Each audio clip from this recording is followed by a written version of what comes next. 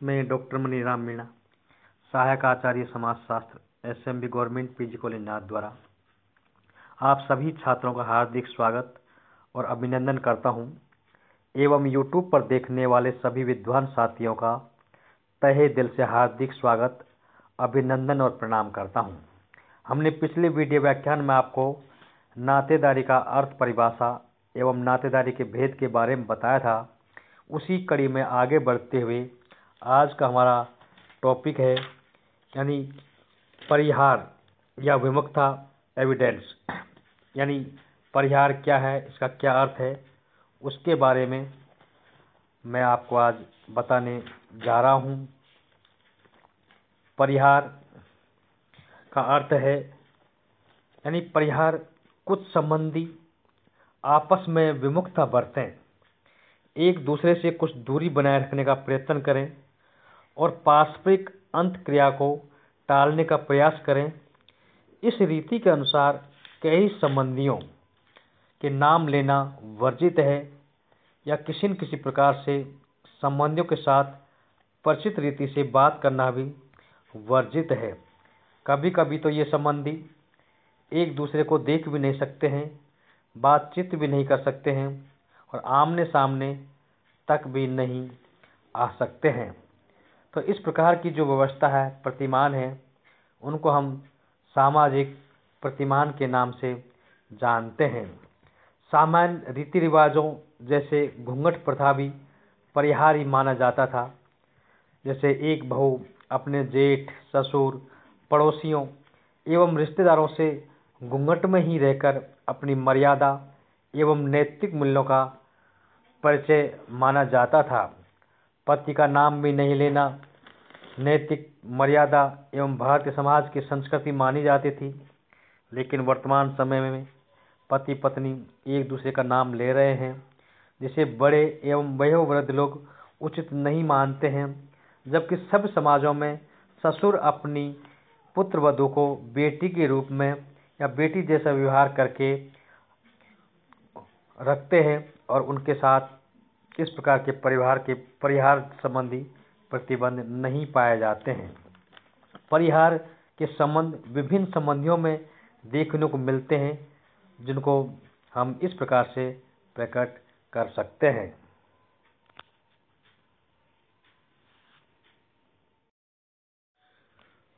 परिहार का अर्थ या परिहार या विमुक्ता का अर्थ यानी कुछ संबंधी आपस में विमुक्ता बरतें, एक दूसरे से कुछ दूरी बनाए रखने का प्रयत्न करें और सामाजिक अंत क्रिया को टालने का प्रयास करें।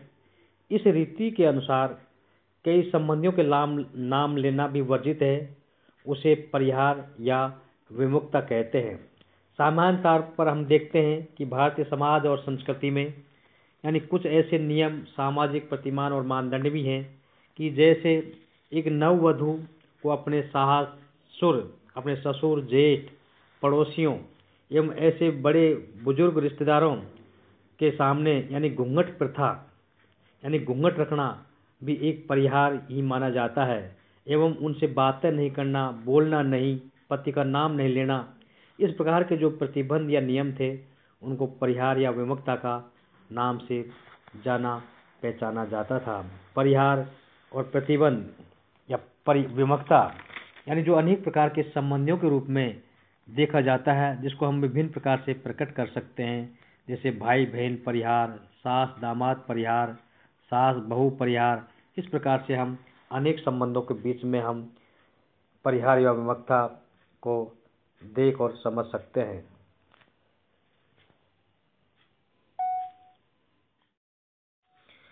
परिहार के संबंध में विभिन्न संबंधियों में जो देखने को मिलता है वो इस प्रकार से है। जो अनेक विद्वानों जैसे Tylor, Frazer, Freud, Lowie, Turney High, Radcliffe Brown आदि के विचारों में परिहार जो कुछ संबंधियों में या विभिन्न प्रकार के संबंधियों में जो देखने को मिलता है वो इस प्रकार से है। जैसे भाई बहन परिहार, कई समाजों में भाई बहन परस्पर परिहार का पालन करते हैं। जैसे लंका की वेडायड जनजाति में भाई बहन के बीच परिहार प्रचलित है।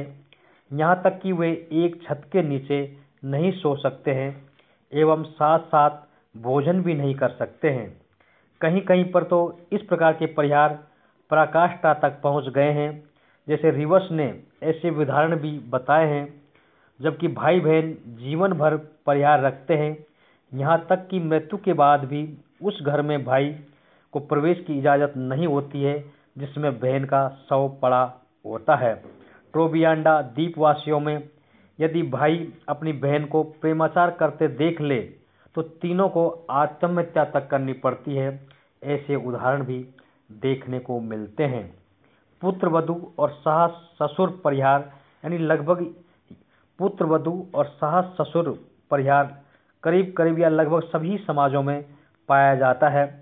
लोकाधीर जनजाति में बहू अपने ससुर एवं जेठ के चेहरे नहीं देख सकती है और दामाद को भी अपनी सास एवं ससुर के चेहरे नहीं देखने के लिए बोला जाता है। ऑस्ट्रियाक जनजाति में जब तक कोई संतान पैदा न हो, बहू को ससुर के सामने जाने से प्रतिबंध लगा होता है। यदि उनका कहीं सामना भी हो जाता है तो वे मुँह को छिपा लेते हैं। न्यू गिनी की बकाऊ जनजाति में दामाद और ससुर एक दूसरे का नाम भी नहीं ले सकते हैं, परस्पर छू नहीं सकते हैं और न ही साथ भोजन कर सकते हैं। ससुर को दामाद के सामने भोजन करना होता है तो मुँह ढककर करना होता है। यदि दामाद ससुर का खुला हुआ मुँह देख ले तो वह वहाँ से उठकर कहीं दूर चला जाता है कि उसको दिखाई न दे। कई जनजातियों में साहस अपने दामाद का नाम तक नहीं ले सकती हैं और ऑस्ट्रेलिया की जो जनजाति हैं उसमें साहस यदि जंगल में लकड़ियाँ चुन रही होती है और इधर उधर से अचानक यदि दामाद आ जाता है तो साहस को यानी पेड़ के नीचे छुप जाना पड़ता है या इधर उधर उसको छुपना जरूरी हो जाता है। भारतीय समाज में भी सास ससुर एवं जेठ से पुत्र वधू परिहार रखती हैं। यदि कहीं पर यानी पति के पिता के भाई व उनकी पत्नियों से भी बहू परिहार रखती है। इसी तरह से छोटी बहन का पति पत्नी की बहन से भी परिहार रखता है। पत्नी अपने पति का नाम भी नहीं ले सकती है। भारतीय समाज और संस्कृति में जो घूंघट प्रथा पाई जाती थी, एक बहू अपने जेठ ससुर पड़ोसियों एवं रिश्तेदारों में घूंघट में रहकर ही अपनी मर्यादा एवं नैतिक मूल्यों का परिचय उसको देना पड़ता था। पति का नाम भी नहीं लेना नैतिक मर्यादा एवं भारतीय समाज की संस्कृति मानी जाती थी। लेकिन वर्तमान में पति पत्नी एक दूसरे का नाम सरेआम लेते हैं, जिससे बड़े वयोवृद्ध और ग्रामीण लोग उसको उचित नहीं मानते हैं।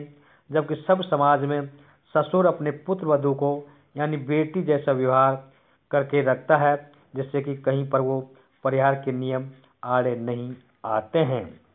इस प्रकार से प्रश्न ये भी उठता है, यानी विभिन्न संबंधियों में इस प्रकार के जो परिहार हैं वो क्यों प्रचलित हैं, इसको इन परिहारों को क्यों लागू किया गया है। तो उसके टायलर का इस परिहार के बारे में मत है कि परिवार का प्रारंभिक स्वरूप मार्ग था और ऐसे परिवारों में दामाद बाहर का व्यक्ति होने से एक अपरिचित व्यक्ति था। अतः जब वह अपनी पत्नी के साथ रहने को आता था तो उसे साहस के साथ प्रतिबंधित व्यवहारों का पालन करना आवश्यक कार्य माना जाता था। फ्रेजर ने भी परिहार का कारण निश्चित यौन संबंधों को माना है।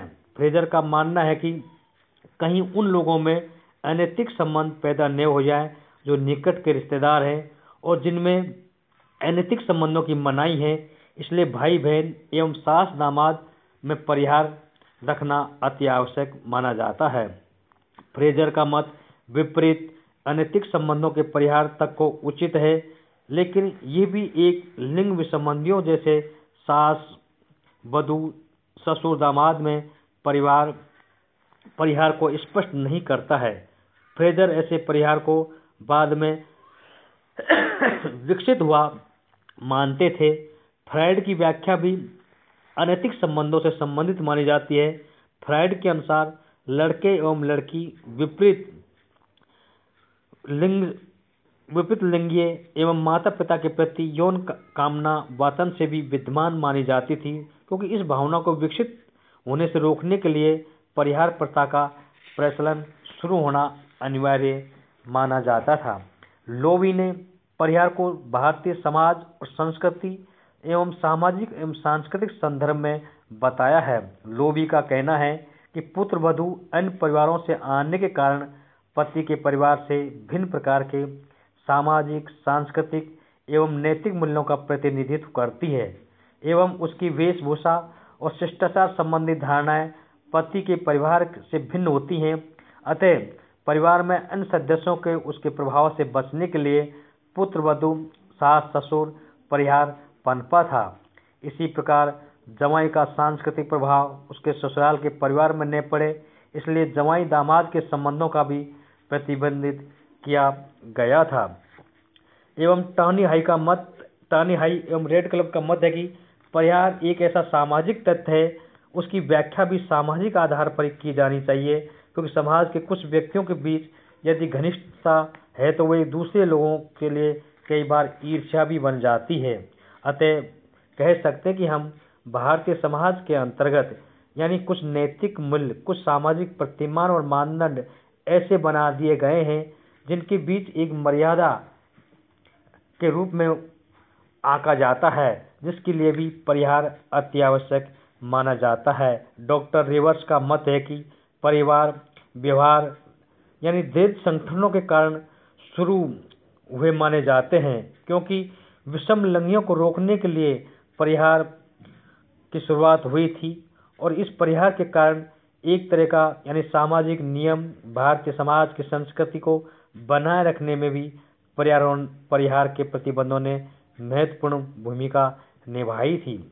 लेकिन आज वर्तमान समय में यानी परिहार जैसे प्रतिबंध यानी पश्चिमी संस्कृति, शिक्षा एवं आधुनिकता एवं नई टेक्नोलॉजी, इनके आगे परिहार के नियम बिल्कुल शीतल हो गए हैं, जिनको कोई भी मानने के लिए तैयार नहीं है।